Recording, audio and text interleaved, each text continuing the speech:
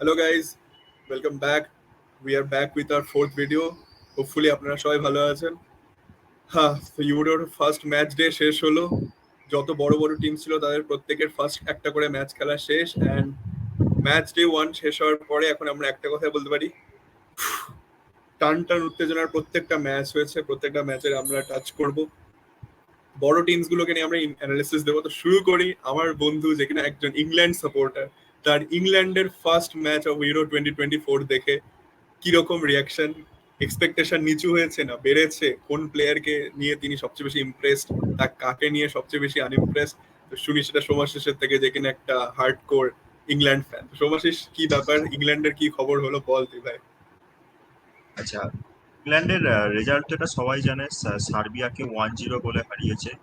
তো এখানে সার্বিয়ার ট্যাকটিক্সটা একবার আমরা আলোচনা করে নিই। সার্বিয়া টু স্ট্রাইকার ফরমেশনে খেলেছিল। সামনে রেখেছিল মিত্রোভিচ এবং ব্লাহোভিচকে, এবং দুজনেই বেশ ফিজিক্যাল এবং টল স্ট্রাইকার। সো একটা ক্রস তুলে, একটা লং বল তুলে ইংল্যান্ড ওখানে খেলার চেষ্টা করছিল। সার্বিয়া খেলার চেষ্টা করছিল এবং ইংল্যান্ড সেটা ভালো ডিফেন্স করেছে। এবং ওয়ান অফ দা মেনশন আমি ফার্স্টেই করব মার্ক গুহেই। একজন একটা একটা বড় মঞ্চে এত বড় মঞ্চে ডেবিউ হচ্ছে, এবং সেখানে আহ, আমি বলবো he did not put one foot wrong. প্রত্যেকটা ট্যাকেল উইন, প্রত্যেকটা এরিয়াল ডুয়েল উইন, অসাধারণ পারফরমেন্স। আমি আচ্ছা, আমি এরপরে তো আসি দেখলাম মিডফিল্ড। 96% পাসিং অ্যাকিউরেসিও ছিল ছেলেটা। অসাধারণ অসাধারণ, এবং খুবই ইয়ং, মানে কোনো রকম নার্ভ দেখায়নি, দুর্দান্ত। তার সাথে মিডফিল্ডে ডেক্লান রাইসকে নিয়ে নতুন করে কিছু বলার নেই। যারা প্রিমিয়ার লিগ দেখে তারা জানে ডেক্লান রাইস মানে ওয়ান অফ দ্য বেস্ট এই মোমেন্টে সিডিএম ওয়ার্ল্ডের। এবং ডেক্লান রাইসের ইন্টারসেপশন করার ক্ষমতা যে কতটা ভালো সেটা সবাই জানে, এবং ডেক্লান রাইস ইউরোতে আবার সেটা করে দেখিয়েছে। একবারে মিডফিল্ডের দখল নিয়েছিল। এবং ডেক্লান রাইসের সাথে ডাবল পিভট পজিশনে আরেকজন ছিল, সেটা হলো ট্রেন্ট আলেকজান্ডার আর্নল্ড, যে কিনা অ্যাকচুয়ালি রাইট ব্যাক, কিন্তু তাকে সিডিএম পজিশনে গ্যারেথ সাউথগেট খেলিয়েছিল। এবং এটা অনেক লিভারপুল ফ্যান বা অনেক ইংল্যান্ড ফ্যানেরাও এটা দেখতে চেয়েছিল যে ট্রেন্টকে মিডফিল্ডে। এবার আমি বলবো ট্রেন্টের এটা মিক্স গেম ছিল, এবং ট্রেন্ট বেশ কিছু সামনে ভালো লং বল বাড়িয়েছিল, বেশ কিছু ভালো পাস বাড়িয়েছিল, দুটো ভালো শট নিয়েছিল। আবার কিছু নার্ভি মোমেন্টও ছিল যেখান থেকে বল একটা খুব ক্রুশিয়াল পজিশনে লুজ করেছিল। তো আমি বলবো টুর্নামেন্ট যত গ্রো হবে, যত ট্রেন্ট আরো মিডফিল্ড পজিশনটায় খেলবে, আহ, ট্রেন্ট এই পজিশনটায় নিজেকে আরো গ্রো করবে, এবং হয়তো কয়েকটা ভালো অ্যাসিস্ট বা কোনো ফ্রি কিক থেকে গোল বা লং রেঞ্জ গোল, যেটা আমরা লিভারপুলের ফ্যানেরা সবাই দেখে এসেছি, সেরকম হয়তো আমরা দেখতে পাবো এই ইউরোতে। আর ইংল্যান্ডের যেটা মেন প্রবলেমেটিক পজিশন ছিল, যেটা হলো রাইট উইং এ সাকা খুব রান গুলো যে দিচ্ছিল, সেটা লেফট উইং এ ফোডেনের থেকে আমরা দেখতে পাচ্ছিলাম না। কারণ ফোডেন কিন্তু আউট অ্যান্ড আউট মানে লেফট উইঙ্গার নয়। সেখানে যেমন অ্যান্থনি গর্ডন বা র্যাশফোর্ড বা গ্রিলিশ, এরা এরা হচ্ছে যেমন আউট অ্যান্ড আউট উইঙ্গার, তেমনি ফোডেন কিন্তু সেরকম উইঙ্গার নয়। তাই সেই ক্লাসিক যে উইঙ্গারের যে রান গুলো, সেগুলো আমরা ফোডেনের থেকে দেখতে পাইনি। এবার ফোডেন হলো ফোর্ডেনকে দেখে একটু মনে হচ্ছিল আউট অফ প্লেসও মনে হচ্ছিল, একটু স্ট্রাগল করছিল আমার যেটা মনে হলো দেখে। ফোডেন কাইন্ড অফ লাইক ফোর্ডেনকে আউট অফ প্লেস লেগেছে। সেন্ট্রাল পেনিট্রেশন বা এইগুলো, মানে কাইন্ড অফ লাইক, অনেকেই মানে ফোরেনকে বলছে যে মানে পেপের সিস্টেম প্লেয়ার। তো কাইন্ড অফ মানে আমার মনে হলো যে পেপকে এই সরি ফোরেনকে লেফট উইং এ মানে হয়তো মানে পরের ম্যাচে সাউথগেট রিপ্লেস করে দেখতেই পারে। আমি সেখানে অ্যান্থনি গর্ডনকে দেখতে চাইবো। তার কারণ হলো ডিভাস্টেটিং পেস, এবং যে রান গুলো আমরা মিস করেছি। কারণ একটা একটা সিম্পল এর কারণ আছে। কারণ ট্রেন্ট হলো সিডিএম এর রাইট পজিশনে, মানে রাইট সাইড অফ মিডফিল্ডে খেলছে ট্রেন্ট। ওকে, সো ট্রেন্ট যে বলগুলো বাড়াচ্ছে, সেই বলগুলো যাবে কিন্তু হচ্ছে লেফট সাইডে। সো সেই বলগুলোকে ভালো করে ইউজ করার জন্য কিন্তু লেফট সাইড থেকে একজনের রান দরকার, যে জন্য আমরা ট্রেন্টের সেই বলগুলোকে আমরা ইউজ করতে দেখিনি। তো সেইগুলোর জন্য আমার মনে হয় অ্যান্থনি গর্ডন বা যদি গ্রিলিশও আমার মনে হয় না অতটা ভালো হবে, কারণ গ্রিলিশের সেই পেসটা নিয়ে আমি অ্যান্থনি গর্ডনকে দেখতে চাইবো। যে কেন আমরা জানি কেন হলো একজন খুব ভালো হোল্ডিং, মানে বল হোল্ড করতে পারে এরকম একজন স্ট্রাইকার যে উইঙ্গারদের খুব মানে আনলক করে। তো কেন সেই কাজটা এই ম্যাচে অতটা ভালো করতে পারেনি, কারণ উইঙ্গাররা নিজেরাই রান দিচ্ছিল না, আর কেন নিজেও খুব একটা বল পাচ্ছিল না। তো যেন কেনের এটা একটা অফ গেম গেছিল। কিন্তু যাই হোক, মানে রিয়াল মাদ্রিদের স্টার বয় বেলিংহাম যখন আছে তখন গোল তো এসেই যাবে, এবং গোল এসেও গেছে ম্যাচের 12 মিনিটেই, যাকে রিয়াল মাদ্রিদরা বলে থাকে বেলি গোল। তো যাই হোক, যার সেটার জোরেই ইংল্যান্ড আমি বলবো জব ডান। এবং এইরকম টুর্নামেন্ট জিততে গেলে এরকম ম্যাচ জিততে হয়, স্ক্র্যাপি ম্যাচ জিততে হয়, এবং মানে এরকম ক্লিন সিট আনতে হয়। তো যাই হোক, job done, 3 points in our bag. চলো, তো তোর কি মনে হয় কতদূর যাবে ইংল্যান্ড? এক্সপেকটেশন বাড়লো না কমলো না কি? আমি ইংল্যান্ডের থেকে ইনিশিয়াল স্টেজে এরকমই এক্সপেক্ট করেছিলাম যে জাস্ট 3 পয়েন্ট ইংল্যান্ড, আমি একটা বলবো, ইংল্যান্ড অলওয়েজ এরকমই খেলবে, অপোনেন্টের থেকে জাস্ট একটু বেশি ভালো খেলবে। জাস্ট একটা মানে মানে অপোনেন্টের যেরকম ইংল্যান্ড সেরকম বুঝে খেলবে, মানে অতটা বেশি মানে যেমন আমরা জার্মানিকে দেখেছি 5 গোলে উড়িয়ে দিল, ইংল্যান্ডের থেকে কখনোই এটা এক্সপেক্ট মানে মানে করাই যাবে না, কারণ ইংল্যান্ড মানে সেরা অলওয়েজ, মানে গ্যারেথ সাউথগেট অলওয়েজ এরকম ভাবে খেলে, just just to get the job ডান, তার জন্য যেটুকু দরকার সেটুকুই England. Is it coming home? দেখা যাক, লেটস সি, আগে থেকে কিছু বলবো না। স্বাভাবিক স্বাভাবিক। বন্ধুরা দেখতেই পাচ্ছে আমাদের ইংল্যান্ড ফ্যান, সে তার ফার্স্ট উইন নিয়ে খুব খুশি। তার এক্সপেকটেশন এক ফোঁটা পড়ে যায়নি, সে এখনো বিশ্বাস করছে যে হ্যাঁ ইংল্যান্ড ডিপ যাবে, হয়তো ট্রফি তুলে নিতে পারে। সে যেভাবে ইংল্যান্ড খেলেছে সেই নিয়ে প্রচন্ড ইমপ্রেস। দ্যাটস গুড, পজিটিভিটি পেয়ে গেছে সে বন্ধু। আসা যাক নেক্সট ম্যাচ। তারপর ভিভিডির ফ্যান নেদারল্যান্ডস এর ম্যাচ নিয়ে কি কি বক্তব্য আমাদের সবার শেষে? আচ্ছা, নেদারল্যান্ডস এর ম্যাচটা ইংল্যান্ড ম্যাচের আগেই হয়ে গেছিল, এবং হ্যাঁ, এবং ম্যাচটা খুব একটা মানে মানে কি বলবো, নেদারল্যান্ডস এর থেকে আমি যতটা এক্সপেক্ট করেছিলাম ততটা দেখা যায়নি, মানে এবং পোল্যান্ডই প্রথমে লিড নিয়ে নিয়েছিল, কিন্তু যাই হোক তারপরে গাকপোর একটা ডিফ্লেক্টেড গোল, এবং লাস্টে এবং একটা ওয়েঘহর্স্টের একটা মানে ফিনিশিংটা বেশ ভালোই ছিল এবং বলতেই হবে, এবং অফ দ্য বেঞ্চ এসে ভালো গোল করে, এবং নেদারল্যান্ডস ম্যাচটা 2-1 জিতে যায়। এবং নেদারল্যান্ডস ভার্সেস ফ্রান্স, যেটা সেকেন্ড রাউন্ড মানে সেকেন্ড ম্যাচ যেতে হবে, তো ওটার জন্য আমি খুবই এক্সাইটেড দেখার জন্য। ওই ম্যাচটা অবভিয়াসলি অন পেপার এক্সাইটমেন্ট খুব ছিল, বাট এখন তো মনে হচ্ছে না এমবাপ্পে ওই ম্যাচটাতে ইনভলভ হতে পারবে। তার নাক ভেঙে গেছে ফ্রান্সের ফার্স্ট ম্যাচে। ফ্রান্স নিয়ে ফ্রান্স বলতে, একটা ইন্টারেস্টিং ন্যারেটিভ হ্যাঁ, রয়েছে। ফ্রান্স ভার্সেস অস্ট্রিয়া, যে ম্যাচটা মানে খুবই এক্সাইটিং একটা ম্যাচ ছিল। হয়তো স্কোর লাইন দেখে মনে হবে না যে এটা কি হ্যাঁ, এমন ম্যাচ ছিল, কিন্তু মানে অস্ট্রিয়া যেভাবে প্রেস করেছিল ফ্রান্সকে, এবং যেভাবে ফ্রান্সের মতন টিমের সাথে চেষ্টা করেছিল, এটা মানে সত্যি মানে অ্যাপ্রিসিয়েশনের দাবি রাখে। এবং র্যালফ রাগনিকের মানে মানে অস্ট্রিয়াকে দেখে বলতে হয় excellently coach team, not excellent team but absolutely excellently coach absolutely. Team. ভুললে এবং চলবে না যে just it it needed France Mbappe's brilliance to get that one goal. শটটা এবং এমবাপ্পেরই ছিল, যার দ্বারা ওন গোলটা ফোর্স হয়েছে। তো ওটা বোঝা যাচ্ছে খুবই যে অস্ট্রিয়ার, আনফর্চুনেট, হ্যাঁ, অস্ট্রিয়ার বলটা ফ্রান্সের ক্লিয়ারও মধ্যে খুব হয়ে বেশি যেতে ডিফারেন্স পারতো। ছিল না, খুব বেশি ডিফারেন্সও ছিল না, একটা মোমেন্ট এবং অফ ব্রিলিয়েন্স বলতে পারি আমরা। আর ফ্রান্স বলতে শুধু এমবাপে নয়, আর একজন পেটে করে মানুষও চলে এসেছে, যাকে কিনা বলা হতো যে পৃথিবীর 3 ভাগ জল আর আরেক ভাগ ইনগোলো কান্টে কভার করে, তো আবার সেই উনি পৃথিবীর 1 ভাগ কভার করতে চলে এসেছে। এইগুলো কান্টে চলে এবং এসে প্রথম ম্যাচেই এমওটিএম ড্রপ করে দিয়েছে। একদম, এবং একটা অস্ট্রিয়ার মানে কাউন্টারে ওটা মানে নিশ্চিত গোল ছিল, যেটা উনি বাঁচিয়ে দিয়েছেন, এবং এটা সত্যি দারুণ। এবং এবং এই আমার বলা যেতে পারে ফ্রান্স আর অস্ট্রিয়ার মধ্যে হয়তো এই কান্টেই লাস্ট মোমেন্টে ডিফারেন্স হয়ে দাঁড়িয়েছিল। একদম একদম একদম, হয়তো অস্ট্রিয়া বের করেও নিতে পারতো ম্যাচটা, তবে এঙ্গোলো কান্টে অ্যাজ অলওয়েজ অমনি প্রেজেন্ট, সব সময় সব জায়গাতে চলে যায়, absolute electric in the field. তার লাংসে হাওয়ার শেষ নেই। অল ইন একদম অল একদম। ফ্রান্সও 3 পয়েন্ট তুলে নিয়েছে তার ফার্স্ট ম্যাচে। দেখা যাক নেদারল্যান্ডস কোন রকম ডেন্ট ফেলতে পারে কিনা তাদের জার্নিতে ফ্রান্সে। আমরা আমাদের ইউরো প্রেডিকশন ভিডিওটাতেও বলেছিলাম যে ফ্রান্স টুর্নামেন্ট খুব একটা ভালোভাবে শুরু করে না, এবং মানে একটু মানে কেজি ভাবে শুরু করে, তো এভাবেও তাই হলো। আর এমবাপে ওনার ভাই নাক ভেঙে গেছে, তো আশা ওটা করি একটা, উনি ফেস মাস্ক পরে নকআউটসে আসবেন।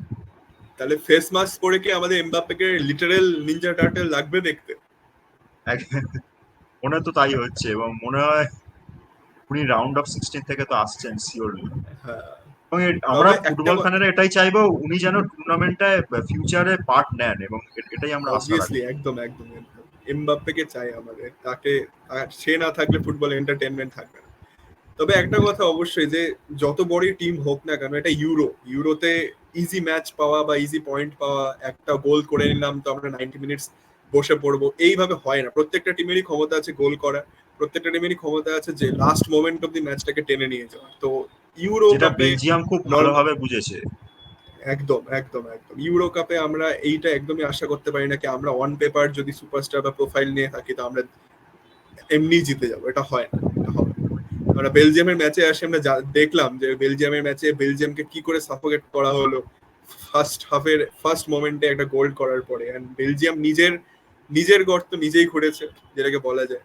লুকাকুকে নিয়ে আমরা আমরা আর কি বলতে পারি? আমরা ভিডিওতে বলেইছিলাম যে Lukaku please drop Lukaku, but আমার মনে হয় সেখানে যদি ওপেনটা থাকতো ওগুলো মানে শিওর গোল হতো, এবং বেলজিয়াম হয়তো 2-3টে গোল পেয়ে যেত ওপেনটা যদি লুকাকুর জায়গায় স্টার্ট যেত। যাই হোক, এবং ওপেনটার এই সিজনটা যথেষ্ট ভালো হয়েছিল, আমি জানি না কিসের বেসিসে সেই লুকাকুর ওপরই ভরসা করতো। তো আমরা যেটা এক্সপেক্ট করেছিলাম তাই হলো, লুকাকু একটা মানে স্টিঙ্কার ড্রপ করবে, এবং তাই হলো। এবং কিছু কিছু কিছু সিটি ফ্যান্স আছে যারা কেডিবির প্রোফাইল দিয়ে বলে যাচ্ছে যে গোল্ডেন জেনারেশন অফ বেলজিয়াম এখনো শেষ হয়নি, তারা ফাইনাল অব্দিও যেতে পারে। কি মনে হয় তোর? আমার একটা জিনিস মনে হয়, কেভিন ডে ব্রয়না ম্যানচেস্টার সিটির হয়ে যেরকম একটা ডিটারমিনেশন নিয়ে খেলে, উনি এই বেলজিয়ামের হয়ে অতটা ডিটারমিনেশন দেন না। এবং আমার ওনার অনেক নিজের স্টেটমেন্ট থেকেই এই কথাগুলো ক্লিয়ার, এবং এটা মনে হয় উনি অতটা ডিটারমাইন্ড নন বেলজিয়ামের হয়ে কিছু করার জন্য বা বেলজিয়ামের হয়ে কোনো ট্রফি জেতার জন্য। অবভিয়াসলি এবং আমারও তাই মনে হয়, বেলজিয়ামের কারণ খেলা দেখে মনেও হয়নি এটা কোনো মানে বড় টিমের খেলা হচ্ছে, মানে সে এক প্যাটার্ন, মানে উইং দিয়ে দৌড় আর একটা কাট ব্যাক নলে একটা লং বল, মানে কোনো ক্রিয়েটিভিটি দেখতে পাইনি আমরা বেলজিয়ামের। তো বেলজিয়ামের থেকে আমার কোনো এক্সপেকটেশনই নেই, এবং হয়তো বেলজিয়াম ইভেন কোট মানে ক্রস না করতে পারে যদি মানে খেলা নিজেদের ইমপ্রুভ না করে। নেক্সট ম্যাচ বেলজিয়ামের কার সাথে? রোমেনিয়া। মেবি ইয়েস, মনে হয়, কারণ স্লোভেনিয়ার যদি আটকে দিতে পারে তো রোমেনিয়া 3 বেলজিয়ামের গোলে থেকে আমি তাদের ফার্স্ট ম্যাচ জিতে গেছে, তো রোমেনিয়া যদি ড্র করে তাও তারা সেফ নেক্সট রাউন্ডের জন্য। আমার মনে হয় ওটাও ম্যাচটা একটা টাফ হবে। বড় ওটাও একটা বড় সেটব্যাক ছিল যে রোমেনিয়া হারালো আমাদের ইউক্রেনকে হারিয়েছে। ইউক্রেন, তাও আবার 3 গোলে। এটা একটা মানে এটাও একদম একটা এই দুটোই বড় বলা যেতে পারে, বড় দুটো সেটব্যাক ছিল দুটোর ফার্স্ট ম্যাচ। একদম একদম একদম। তবে এই ম্যাচগুলোর থেকে প্রথমে বেশি আশা করা যায়নি, তবে এগুলো কোয়াইট এন্টারটেনিং হয়েছে যেমন এই দুটো ম্যাচ। যেমন কালকের জর্জিয়া ভার্সেস টার্কি ম্যাচ, এই ম্যাচটা হয়তো অনেক ফুটবল ফ্যানেরা দেখেও নি, কিন্তু এটা মানে ইউরোর one of the best match বলা যেতে পারে এখনো অবধি। আমি নিজেই দেখিনি ভাই, আমি টুইটার খুলে দেখলাম যে লোকে বলছে যে এটা নাকি most entertaining match so far এই টুর্নামেন্টে। এবং চারখানা গোল এসছে। আর্ডা গুলেরের যে স্ট্রাইকটা, এটা কি বলবো, এটা মানে এই শটটা ওই বাঁ পাটা দেখে আমাকে আমার অনেকটা সেই ইয়ং লিওনেল মেসির কথা মনে পড়ে গেল, মানে একদম একদম 19 বছর বয়সে আর্ডা গুলার একটা ব্যাঙ্গার, একদম একটা উইনার, যার ওর গোলটাই উইনার ছিল, সে ব্যাঙ্গার দিয়ে দিয়েছে একদম পুরো। এর থেকে বোঝা যায় যে তার পেডিগ্রি কতটা আছে, তার ভেতরে ক্ষমতাটা কতটা আছে, and কতটা কনফিডেন্স আছে। অন্য সময় এরকম ইয়াং এজের জর্জিয়া ছেলেরা। ফিফা র্যাঙ্কিং এ জর্জিয়া ফিফা র্যাঙ্কিং এ প্রচুর পেছনে, কিন্তু তারাও যথেষ্ট ফাইট দিয়েছে, এবং তারাও যথেষ্ট টার্কির সাথে ফাইট একেবারে দিয়েছে। সমানে সমানে গেছে একেবারে। তাহলে খেলাটা একেবারে এন্ড টু এন্ড হয়েছে, মানে দুর্দান্ত এন্টারটেইনিং।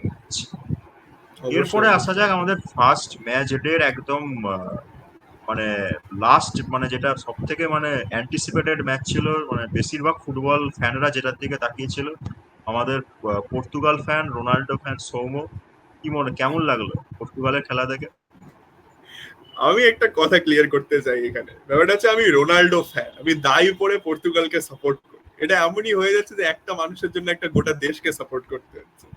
মেসি ফ্যান্সরা এই ফিলিংটা বুঝবে না। তারা তারা এমন একটা টিমকে সাপোর্ট করে বা এমন একটা কান্ট্রিকে সাপোর্ট করে যার অলরেডি ফুটবল হিস্ট্রিতে তাদের মার্ক আছে, তাদের রেলেভেন্স ছিল। এটা খুব ডিফিকাল্ট আমাদের রোনাল্ডো ফ্যান্সদের জন্য, যে একটা মানুষের জন্য একটা দেশ যার থেকে এক্সপেকটেশন থাকেই না বললে চলে, তার থেকে আমাদের এক্সপেক্ট করতে হয়। তো every time I watch a match of Portugal এরকম কম্পিটিটিভ স্টেজে, my heart is always in my mouth, সব সময়ের জন্য। There is not a single day যেদিন আমি বসে পড়ে এরকম ভাবে বসে বলেছি আজকে পর্তুগাল চোখ বন্ধ করে জিতবে। আমার ফিলিং সবসময় থাকে যে এই টিম যদি মনে করে এই টিম ওয়ার্ল্ডের ওয়ার্স্ট টিম হিসেবেও খেলতে পারে, তারা যদি ডিসাইড করে নেয় যে আমরা যে খেলবো না, তারা খেলবেই না, এরকম একটা টিম। আসা যাক ম্যাচে কালকে। টুর্নামেন্ট শুরু হওয়ার আগে obviously Portugal one of the favourite squads ছিল। তাদের স্কোয়াড ডেপথ, তাদের কোয়ালিটি, প্রত্যেকটা প্লেয়ার হাই প্রোফাইল, প্রত্যেকটা প্লেয়ার হাই প্রোফাইল ক্লাবকে রিপ্রেজেন্ট করে। কোয়েশ্চেন একটাই ছিল, 2022-তেও পর্তুগালের স্কোয়াড অনেকটাই ভালো ছিল, বাট কোয়েশ্চেন একটাই ছিল যে 24 সালে এসে পর্তুগালের যেন মেন প্রবলেম যে তারা খুব ক্রুশিয়াল মোমেন্টসে বল লুজ করতে শুরু করে, তাদের ডিফেন্সিভ অর্গানাইজেশন ভাঙতে শুরু করে, টিমের মধ্যে ইউনিটি থাকে না, হঠাৎ করে সবাই হিরো হতে যায়, হঠাৎ করে সবাই ব্লেম করতে শুরু করে যে তোর জন্য হয়নি বা তোমার জন্য হয়নি, এরকম। সেই প্রবলেমগুলোকে আমাদের new manager Roberto Martinez clear করতে পারবে। অবভিয়াসলি আমার লেখাও আছে, আমি পজিটিভ অ্যান্ড নেগেটিভ দুটোই দেখেছি ম্যাচ নিয়ে। আমরা শুরু করবো আগে পজিটিভ দিয়ে।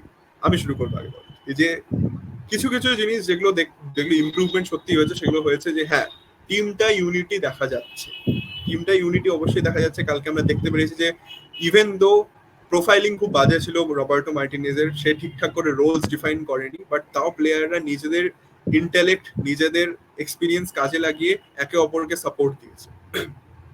Secondly, Portugal is much more patient with the ball, যেটা কিনা একটা বলতে পারি most important improvement. Portugal is very much patient with the ball. কালকে যদি আমরা খেলার ট্যাকটিক্যাল অ্যানালিসিস করি, চেক কালকে এসেছিল যে আমরা চিপ গোল নেব, নিয়ে বসে পড়ে যদি আমরা 3 পয়েন্টস দিতে পারি নেব, নাহলে আমরা এখান থেকে নীল ড্র করে গেলেও আমাদের 1 পয়েন্ট দিলেও সুবিধা, আমাদের কোনো প্রবলেম নেই। চেক কালকে ভীষণ ভালো ডিফেন্সিভ অর্গানাইজেশন, তাদের লাস্ট লাইন অফ ডিফেন্স যেখানে 5 জন ছিল, তারা প্রত্যেকটা সময় একটা ট্রেনের মতো সোজাই ছিল। তারা ভালো করে অফসাইড ট্র্যাপও সেট করেছিল, তারা কোনোভাবেই কেউ আগে পেছে করে তাদের কম্প্যাক্টনেসটাকে নষ্ট করে। এতে করে পর্তুগালের উইদিন দ্য লাইন্স খেলতে প্রবলেম হয়েছে, বিটুইন দ্য লাইন্স খেলতে প্রবলেম হয়েছে, অবভিয়াসলি তাদেরকে ফোর্স করা হচ্ছিল ক্রসেস পর ক্রসেস দেওয়ার জন্য। আরো একটা প্রবলেম ছিল যেটা আশা করি বড় টিমরা কখনোই করবে না। এরপরে যদি পর্তুগাল এগিয়ে যায় টুর্নামেন্টে, বড় টিমের সঙ্গে এই প্রবলেমটা তারা ফেস করবে, সেটা হচ্ছে যে তাদের ডিফেন্স কোনোভাবে কমিট করছিল না, তারা আসছিল না অ্যাটাকের জন্য যে এবার একটু প্রেস করে বলটাকে নিয়ে কেড়ে নেওয়ার ট্রাই করি। তাদের ডিফেন্স কমিট করছিল না পর্তুগালের একটা অ্যাটাকার্সদের, ওই জন্য ওদের মানে সবসময় দাঁড়িয়ে থাকার জন্য কি হচ্ছিল, ক্রিয়েটিভিটিতে প্রবলেম হচ্ছিল। বাট হ্যাঁ, রবার্টো মার্টিনেজ চাইলেই অনেক বোল্ড ডিসিশন বা কিছু একটু টুইক্স করে খেলাটাকে ঘোরাতে পারতো। সেটা হচ্ছে যে আমরা যদি পালহিনিয়াকে নামাতে পারতাম, তাহলে ব্রুনো ফার্নান্ডেস আরো একটু অ্যাটাক যেতে পারত। ব্রুনো ফার্নান্ডেস ডিপ লাইন ছিল সিম্পলি বিকজ পালিনিয়া ছিল না ডিফেন্স লাইনটাকে গার্ড করার জন্য। আমার মনে হয় যে নেক্সট ম্যাচে अगेंस्ट টার্কি, যেটা কিনা এই গ্রুপের আমরা পারসিভড ভেবেছিলাম সবচেয়ে হার্ড ম্যাচ হবে ফর পর্তুগাল, রবার্টো মার্টিনেজকে কিছু বোল্ড ডিসিশন নিতে হবে, পালিনিয়াকে নামাতে হবে, ব্রুনো ফার্নান্ডেসকে আগে খেলাতে হবে, অবভিয়াসলি বার্নার্ডো সিলভা, জ ক্যান্সেল, এদের দুজনকে বসাতে হবে। আমি জানি না সিটি প্লেয়ার্সদের হয়টা কি, তারা যখনই কান্ট্রির হয়ে খেলতে আসে তারা প্রত্যেকে অ্যাভারেজ প্লেয়ার হয়ে যায়, অথচ সিটির হয়ে তারা ভালো খেলে। বার্নার্ডো সিলভা, জো ক্যান্সেলোকে বসাতে হবে। আদার দ্যান দ্যাট স্টার্টিং 11-এ অবশ্যই আমি জটাকে নিয়ে বলতে যাচ্ছি যে কালকে যখন গোলটা খেলো তারপরে পর্তুগাল সুইচ অন করলো, এন্ড ঠিক তখনই জটাকে আনা হলো। এন্ড জটা আনার সাথে সাথে আমরা দেখেছিলাম যে রোনাল্ডো কতটা অ্যাক্টিভে চলে এসেছিল। Ronaldo always plays better when Jota is there. Jota Ronaldo এই রোনাল্ডো জোটাকে অনেকটা মানে নিজের ছোট ভাইয়ের মতন দেখে, এবং একদম মানে তাদের কালকে আমরা মধ্যে একটা দেখছিলাম তাদের মধ্যে টেলিপ্যাথিক কানেকশন থাকে কি রোনাল্ডো বক্সে ঢুকে সেন্টার ব্যাকসদেরকে টেনে নিয়ে চলে যায়, দ্যাট গিভস জটা the space two float around. এই জিনিসটা বারবার দরকার, এই জিনিসটা শুরুর থেকে দরকার। কালকে আরো কয়েকটা জিনিস ক্লিয়ার দেখলাম আমি পর্তুগালে, সেটা হচ্ছে একটা জিনিস তো প্রমাণ হয়ে গেল যে 39-40 বছরের রোনাল্ডো, সে যে যাই বলুক, সে এখনো 90 মিনিট খেলার ম্যাটেরিয়াল, সে এখনো 90 মিনিট খেলার ম্যাটেরিয়াল, সে এখনো 90 মিনিট লিড করার ম্যাটেরিয়াল, সে এখনো তার ধার হারায়নি। কালকে তিনি জাস্ট আইসোলেটেড ছিলেন সিম্পলি বিকজ রাফায়েল লেয়াও আর বার্নার্ডো সিলভার থেকে সেরকম লেভেলের আমরা পারফরমেন্স পাইনি। বাট জটা আসার সাথে সাথে রোনাল্ডো যখন এঙ্গেজ আর ইনভলভ হওয়া শুরু করলো, তখনই আমরা দেখলাম যে Ronaldo is still 90 minute material.